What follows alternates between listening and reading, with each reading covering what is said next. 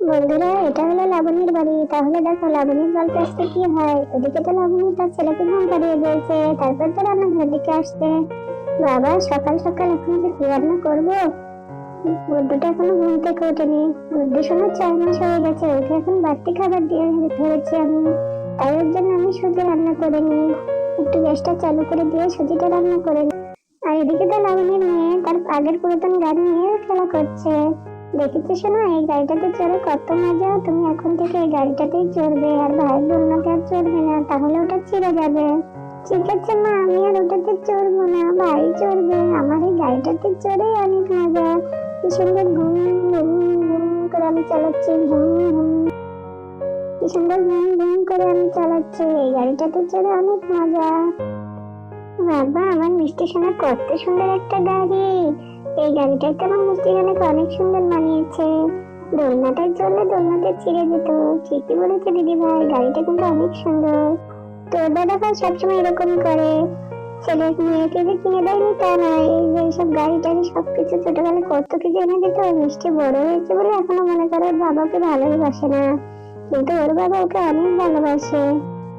হ্যাঁ হ্যাঁ মিষ্টি সোনা, তোমার গাড়িটা অনেক সুন্দর হয়েছে। আমার তো তোমার গাড়িতে চড়তে ইচ্ছা করছে। তাহলে তুমি আমার গাড়িতে চেপে বসো কাকিমা। না শোনা, তুমি বসো। এরপর তো পিঙ্কি ওদের বাড়িতে চলে আছে। এই পিঙ্কি, দেখ দেখ, মা আমাকে আগের গাড়িটা বের করে দিয়েছে। আরে এই গাড়িটাতে ছোটকালে আমরা কত চড়েছি, আমার তো মনে আছে। আয় আয়, তুইও চড়বি। হ্যাঁ হ্যাঁ, আমি এক্ষুনি আসছি, দাঁড়া, আমি তোর গাড়িতে চড়বো। কিন্তু দুজন তো আসবে না, আমার খেলা শেষ হবে, তুই বস। তারপরে তো গাড়িটাতে পিঙ্কি পিঙ্কি বসে পড়েছে, দেখো। আরে পিঙ্কি, তোকে খুব সুন্দর লাগছে গাড়িতে বসে। সে সময় তো লাবণীর বর বাড়িতে ঢুকে পড়ে। আরে লাবণী, দেখো আমি কি নিয়ে এসেছি বাচ্চাদের জন্য। আরে তুমি আবার কি নিয়ে এসেছো বাচ্চাদের জন্য? এই দেখো একটা সুন্দর পাখি। এই খাঁচাটাতে দুটো পাখি আছে, আমার সোনা মা মিষ্টি, চিঙ্কি, ওরা সবাই, গুড্ডু, সবাই মিলে পাখি দুটো নিয়ে খেলবে। বাবা বাবা, তুমি আমার জন্য বাটি নিয়ে এসেছো? হ্যাঁ সোনা, আমি তোমার জন্য বাটি নিয়ে এসেছি। আমার মিষ্টি সোনা, দেখি দেখি তুমি আমার কাঁধে চাপো তো, তোমার নাকি অভিমান হয়েছে। আরে না, আমার অভিমান হয়নি, আমার বাবা কত ভালো। কি খুশি আমি হয়েছে, আমার জন্য পাখি নিয়ে এসেছে। তখন তো মিষ্টি তার বাবার কাছ থেকে নেবে, পাখির সঙ্গে কথা বলে। এই তোরা কি কথা বলতে পারিস? আমার সঙ্গে তোরা কথা বলবি? না না, পাখি দুটো কি সুন্দর হয়েছে না? হ্যাঁ হ্যাঁ, পাখি দুটো অনেক সুন্দর হয়েছে। এখন থেকে তুমি এই পাখিটা নিয়ে খেলবে। হ্যাঁ হ্যাঁ, এখন থেকে এই পাখিটা নিয়ে আমি খেলবো। সুন্দর পাখি দুটো।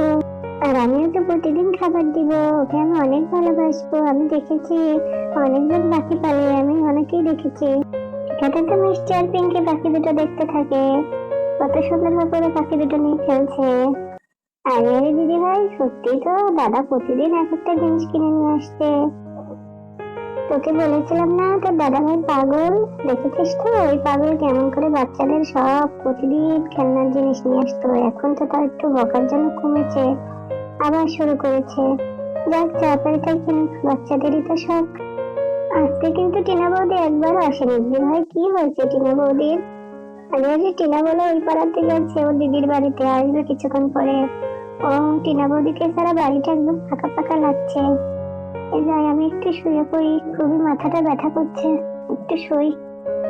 তারপরে তো ডোনা এখানে শুয়ে পড়ে। তারপরে লাবণী এখানে কাজকর্ম সব সারতে লাগে, বাচ্চারা ওখানে খেলতে লাগে। তা বন্ধুরা, আজকের পর্যন্ত এ পর্যন্তই। তোমরা ভালো থাকো।